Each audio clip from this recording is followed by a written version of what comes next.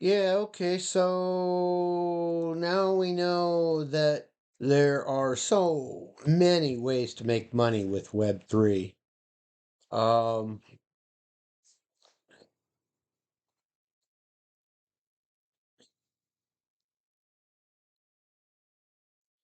so the problem becomes not so much how can we make a lot of money with Web3? Problem is what do we want to spend opportunity cost? We can't do it all.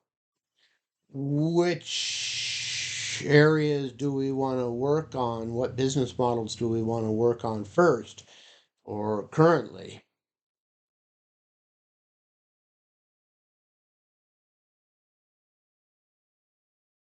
Well, again, I'm working on minting my own tokens, and that could be a lot of real quick money. But instead of just trying to verbatim follow the YouTube videos, I want to understand the overall system. And I'm getting to a point of understanding what's involved and what needs to be done. Because, well, two things from what I've seen on when you mint an NFT or a token, smart contract and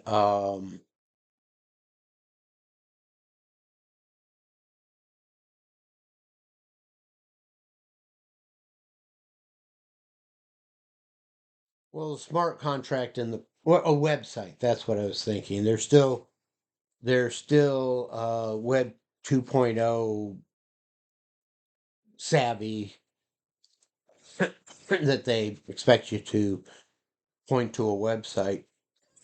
I need webmasters. And I'm not above getting back into affiliate marketing, but I need people to do the work. I'm not going to do it. Um, See, platform wise, we want to think bigger than just like a website or an application or what a D apps are going to be a big area, of course. We need to get into doing D apps. Um,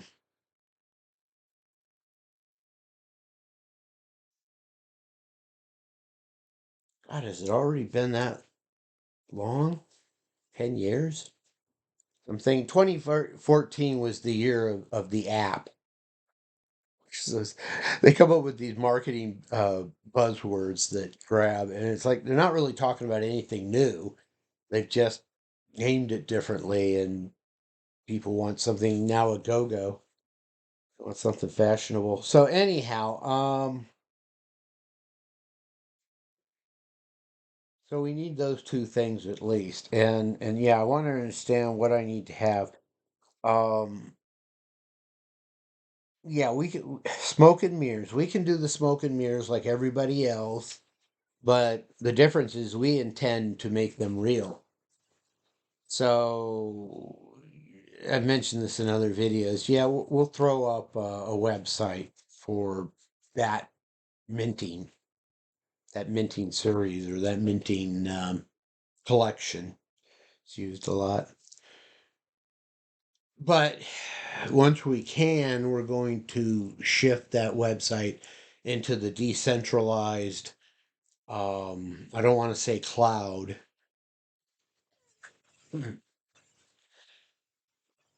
but to that decentralized Web3 technology system. And then we'll have it. And then we won't be so much smoke and mirrors anymore. The gray hat will be coming whiter and whiter. So, oh, I haven't even gotten into like swing trading or hodl investing. Um, and as I mentioned, if I had put 100,000 into Bitcoin when I first around 2017 when I first got into this stuff, it was around $2,000. Uh, I'd have more than $1 million today. So the best investment thing would have been just been to buy it then, and but of course, it's also a lot considered a lot riskier too. So,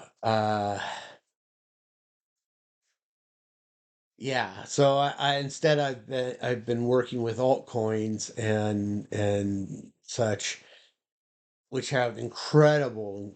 I mean, you don't talk about 20% and 60%. You talk in terms of 2x and 10x and 20x and 200x and even 1,000x. And the x means time, so two x's means you've doubled your money, but really, that first part you already had, so you've doubled your money, but really you've kind of cloned that amount. Anyhow, uh, yeah. See, much of my life is I got to be careful I don't go off on vectors that have too high an opportunity cost. So if I'm going to pull this off, we're going to need to be very focused, and I don't want to say narrow, but focused.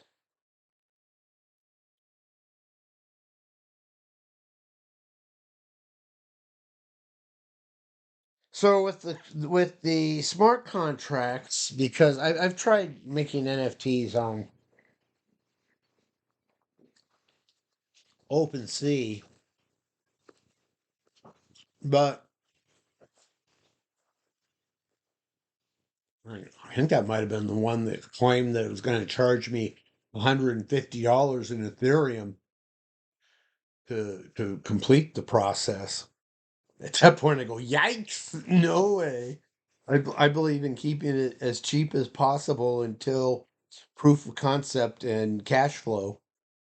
So, but my point is because these things like mint an NTF in no time at all, and they've got it all default configured for you and stuff. So evidently they provide there's some kind of a default or boilerplate smart contract. Smart contracts are not only are they the fulcrum, they're also axiomatic. If you don't got a smart contract, you're not going to get anywhere with Web3 technology. So I probably should revisit that. I think what was a showstopper was they insisted I have MetaMax,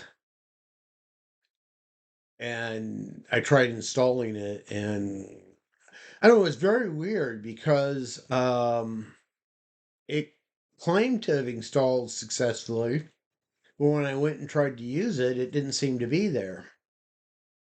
So I don't know what's going on with that, but knowledge base.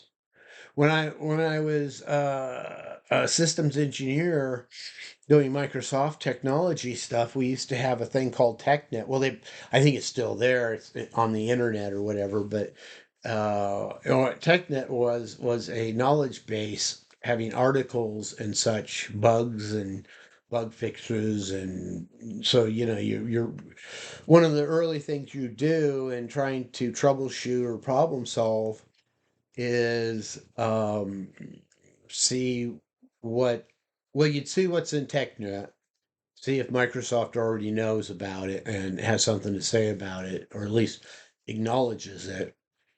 Um, and then you go look for what I call the word on the street, which was the forums. You get into the forums and um, yeah, see what people, because that's where, and you'd throw stuff out there, say, okay, I'm not seeing anything on this, but this is my situation. Anybody got any experience or input on it? And that would kind of be the dynamics.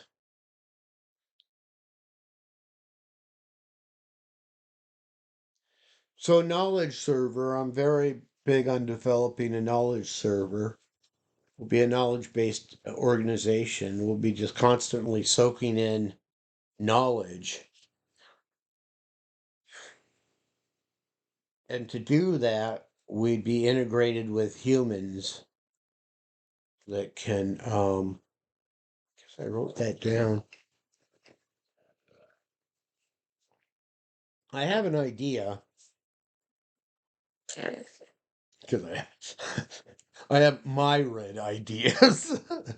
I was constantly getting pelted with them. So anyhow, ta-ta for now.